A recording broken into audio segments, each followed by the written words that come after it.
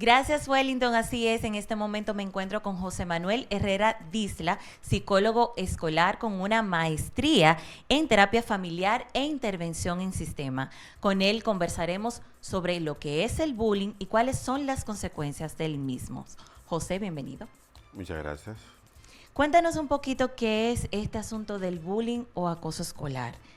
Bien, cuando hablamos de bullying es una sección del idioma inglés, pero tenemos que referirnos ya en nuestro contexto de la cultura dominicana como acoso escolar, abuso en dicho caso.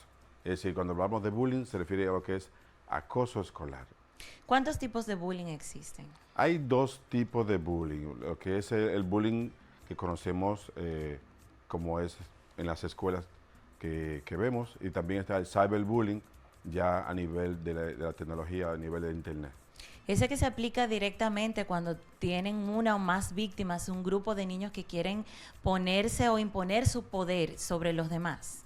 Ese es el directo que vemos en las escuelas. Así es, en las escuelas podemos ver lo que es el bullying a nivel físico, verbal, también psicológico y emocional. Generalmente el que es más tangible es el físico.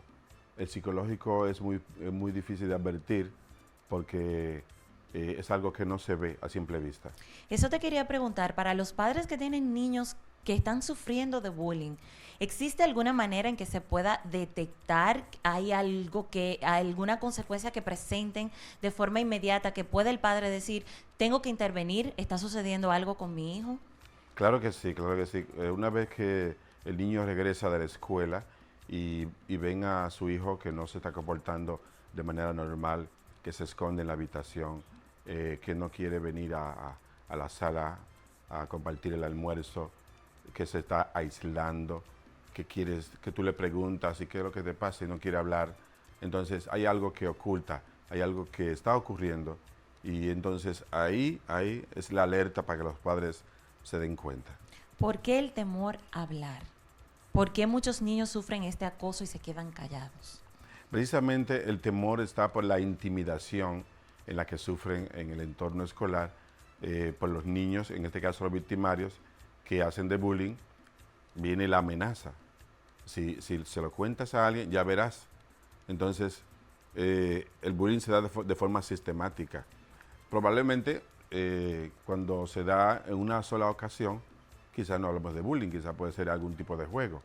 Pero cuando es sistemático, cuando se acorrala al niño en cada espacio del entorno escolar, en el aula, en el pasillo, en el área de almuerzo, en el recreo, entonces el niño tiene miedo a hablar o a denunciar por la amenaza que sufre y la intimidación del grupo que son los victimarios. A mí siempre me ha dado mucha curiosidad saber qué convierte a un niño en un acosador y qué convierte a otro niño en una víctima. ¿Qué podemos nosotros hacer como padres para evitar que nuestros niños caigan en una de estas dos categorías? Excelente pregunta. Sí, más que convertirse, el asunto es en el modismo de que los victimarios entran a hacer lo que es el bullying. Porque una vez que los grupos de amigos lo envuelven y ven y vamos a hacerle esto a nuestro compañero, entonces caen en ese modismo como una especie de juego. Como son niños y niñas y adolescentes, en muchas ocasiones lo hacen sin la intención o la malicia de dañar. Correcto. Sino como un modismo, como un juego, una burla, el ellos disfrutar dicho daño. Entonces, en el caso de la víctima, en la cual sufre este tipo de daño, este tipo de intimidación, ciertamente se ve sin armas, porque al ser varios quienes le hacen esto, entonces se convierten en víctimas. Tiene mucho que ver quizás con el fortalecimiento de la autoestima de los niños en el caso de las víctimas, por ejemplo. Más que el fortalecimiento, en el caso de las víctimas, pierden la autoestima. Entonces caen en un estado de depresión, como un efecto dominó, y de manera también consecuente, están en aislamiento, se deprimen, inseguridad y también falta de confianza. José, ¿cuál ha sido tu experiencia en las aulas con casos específicos de bullying? Cuando yo estaba en la escuela, en aula, tenía compañeros en la unidad de orientación y psicología y nosotros ideamos una estrategia para formar ciclos de apoyo a los chicos que estaban sufriendo bullying. Y entonces en cada aula formábamos un equipo de 2 y 3 estudiantes y luego nos reuníamos con ellos y le dábamos algunas herramientas para detectar si algún compañero hacía bullying con otro, ya sea a nivel físico, verbal o psicológico. Si le ponían algún tipo de apodo o mote, que le llamaran por su nombre. Entonces, al ir a la unidad de orientación en psicología con nosotros, denunciaban, buscábamos al que era responsable del bullying. Sí, a los victimarios, nos reuníamos con los padres y también con los que eran las víctimas de bullying, entonces trabajábamos con ellos para que se empoderaran. Funcionó porque a veces los muchachos se tapan unos entre otros. Sí, a veces sí. no quieren decir. Sí, funcionó en el sentido de que los ciclos de apoyo que formamos se convirtieron como aliados de la unidad de orientación en psicología. Entonces nosotros los empoderamos y ellos se sentían útil porque eran parte de una solución dentro de la escuela. Me recuerdo yo que nosotros hicimos una especie de botón donde lo colocamos en el uniforme, era como una especie de un reconocimiento. Claro que sí, como Claro. un equipo contra el bullying dentro de la escuela donde trabajé allá en la escuela Gregorio Urbano Gilbert Suero. Quedó implantado, ¿sabes si todavía se está haciendo esto? No recuerdo si todavía se sigue, pero tendré que comunicarme con mis colegas a ver. Estas son algunas de las consecuencias que vemos producto del bullying, pero Así puede es. llegar incluso más lejos.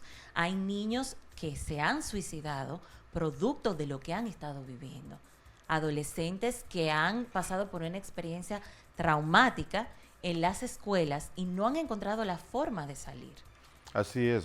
Tal como hizo un estudio de UNICEF, 2 de cada 3 niños sufren bullying escolar. Y una vez, como tú acabas de señalar de las consecuencias, muchos de ellos atentan contra sus vidas porque no encuentran otra forma de cómo salir de este entorno, de este acoso, el del cual son objetos. ¿Qué podemos hacer para prevenirlo? Primero desde el hogar, y es bueno que tú señalas eso, la prevención, porque siempre solemos atacar una vez el problema está dado.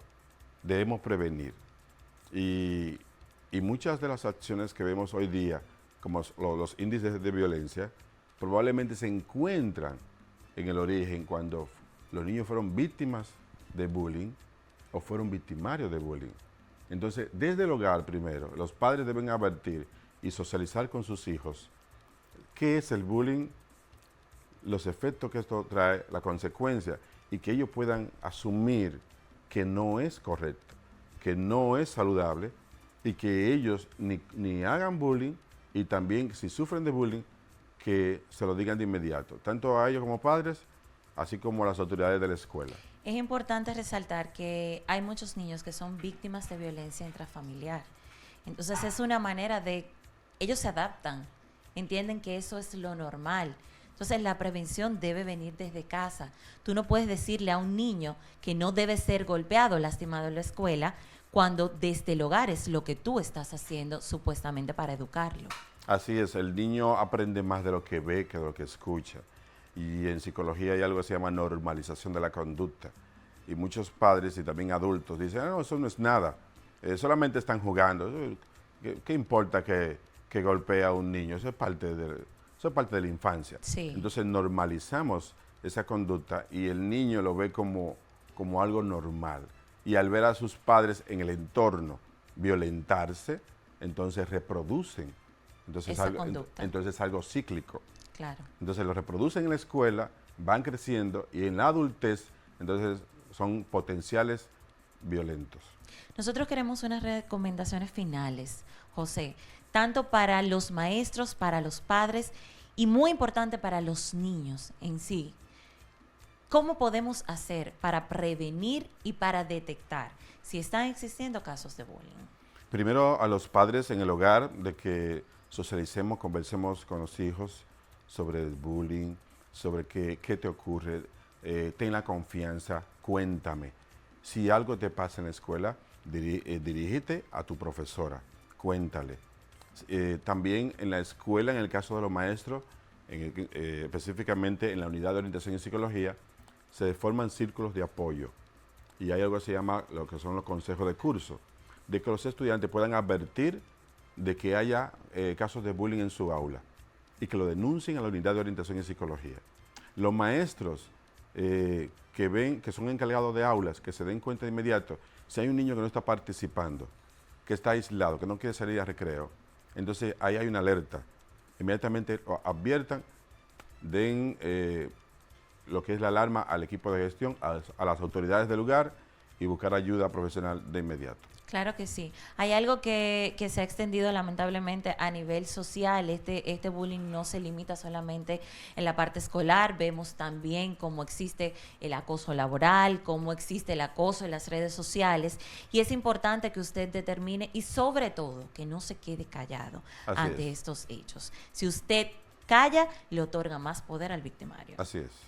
Bueno, José, muchísimas gracias. Para nosotros ha sido un placer conversar con José Manuel Herrera Disla, quien es psicólogo escolar, experto en terapia familiar, sobre el bullying. Nosotros continuamos con más de Orientación Meridiana.